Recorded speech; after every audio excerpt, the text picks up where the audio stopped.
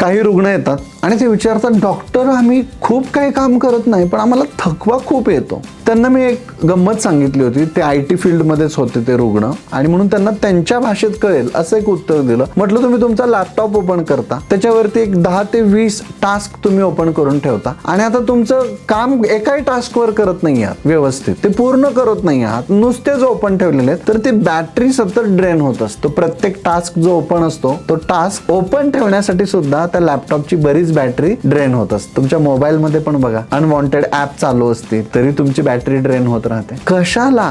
ज्याच्यावर तुम्ही काम करणार आहात तेवढंच फोकस्ड एक टास्क ओपन करा, तो क्लोज करा, काम पूर्ण झालं की, आणि बंद करा. खूप बॅटरी चालेल. आपली बॅटरी जास्त वेळ चालत नाहीये, आपण पटकन थकतोय कारण मनामध्ये खूप टास्क ओपन करून ठेवलेत आणि ते क्लोजच केले नाही. आणि म्हणून एका वेळी एक काम करायला सुरुवात करा. आयुर्वेद सुद्धा याला वर्तमानात जगा असं म्हणतो. आपण वर्तमानात जगलं पाहिजे, एका वेळी एक काम हातात घेतलं पाहिजे, मग आपण थकत नाही, आपली एनर्जी सुद्धा मेंटेन राहते.